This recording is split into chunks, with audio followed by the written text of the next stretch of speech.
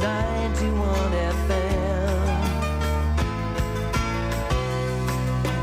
BBC Radio 2. Cuba, orillazo de La Habana. Cuba es mi música. Cuba, orillazo de La Habana. Old Cadillacs and old Chevys and old Pontiacs, carefully preserved, because that's the only kind of car you can get. I know an island where the people are kind and the rest of the world seems far away. Maybe it's only in the back of my mind, but I know when I go, that's where I'll stay. Sugar, lemon juice, 5 drops of maraschino, white rum, and the crushed ice. We serve in the cool glass.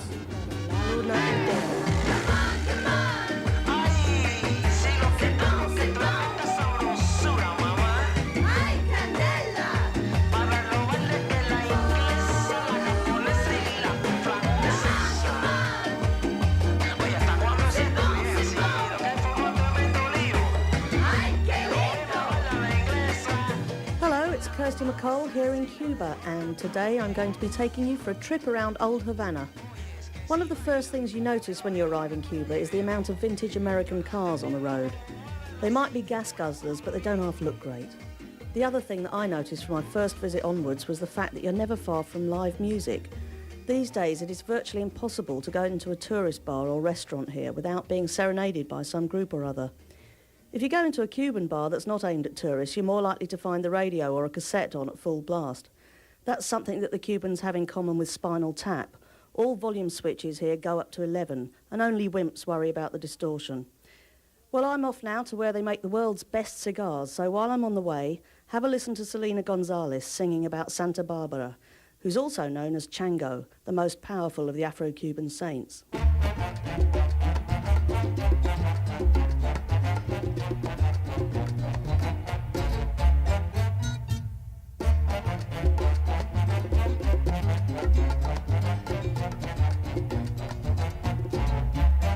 Que viva Chango, que viva Chango, que viva Chango, que viva Chango, señores.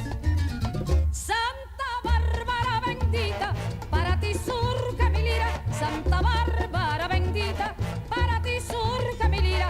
Y con emoción se inspira ante tu imagen bonita. Que viva Chango, también así de papá, que viva Chango, que viva Chango, que viva Chango, señores. Con voluntad infinita arrancó del corazón la melodiosa expresión, pidiendo que desde el cielo nos envíes tu consuelo y tu santa bendición. Que viva Chango, vamos, que viva Chango, nadie sigue, que viva Chango, que viva Chango, señores. Virgen venerada y pura, Santa Bárbara bendita, Virgen venerada y pura, Santa Bárbara bendita, nuestra oración favorita llevamos hasta tu altura.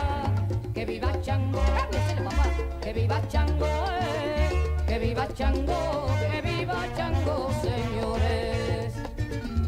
Con alegría y ternura quiero llevar mi trovada allá en tu mansión sagrada, donde lo bueno ilumina, junto a tu copa divina y tu santísima espada. Que viva Chango, cámbiasele, que viva Chango, allá papá, que viva Chango, que viva Chango, señores.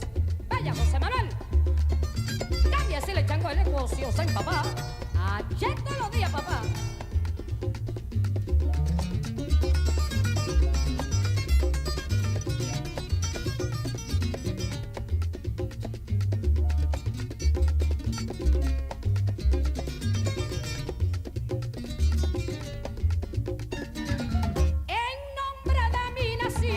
Santa Bárbara te pido, en nombre de mi nación, Santa Bárbara te pido, que riegues con tu fluido tu sagrada bendición. viva Chango, vamos, que viva Chango. Obrero cubano. En interés de identificar bien cada mensaje y asunto y consecuentemente acordar las acciones pertinentes, combine tal como está orientado. Okay, let me tell you where I am. I'm in the Partagas Cigar Factory in Havana. It's one of the biggest factories actually in the whole of Cuba for making cigars. I'm on the shop floor. There's 250 people working. They do an 8-hour shift and they average out, depending on their own particular ability, they do about 120 cigars each a day. When Christopher Columbus first arrived here in Cuba, he saw the Carib Indians smoking the cohiba plant as part of a future-telling ritual. I wonder if they could tell how big the cigars were going to become in the future, because the whole place is absolutely packed with tourists taking pictures of everybody working, and downstairs there's a shop which is also full of tourists buying cigars to take home because they're a fraction of the price they are in Europe. And of course you can't even buy them in America, so there's a lot of American tourists here getting hold of their cigars too. They can't buy them at home because of the American embargo, so it serves them right. I've just walked past one particular table where a guy's rolling the famous Cohiba Esplendido cigar, which was the favourite of Fidel until he stopped smoking around 1989. But that's the one that he's always been pictured with in the kind of very well-known images of him in his fatigues with his cigars. And apparently the hardest cigars to roll are the longest ones and the pointed ones, which are named after torpedoes because of the shape. You have to have a particularly deft hand to do either of those. If you've ever wondered why cigars have those beautiful labels on, it was apparently during the 18th century, gentlemen wore white gloves and they didn't want to get stains on their white gloves from smoking their cigars, so the label was there to keep them absolutely clean and particular. When we came in, you could hear someone reading. There is someone employed here exclusively to read. He's not one of the cigar rollers. He comes in the morning and reads the newspaper out to the workers, and in the afternoon he reads a novel. And apparently the Monte Cristo cigars are named because the workers were particularly enchanted by Alexandre Dumas's novel, The Count of Monte Cristo, so they named the cigar after that. So after he's finished reading in the afternoon, it's like a kind of live radio, really. It stops people getting bored while they're sort of rolling the cigars. So after he's finished reading them a novel in the afternoon, they get some music piped over the speakers. And yeah, I mean, it's a good way of stopping everybody getting very, very bored. Beats listening to dance music endlessly from Radio 1, isn't it?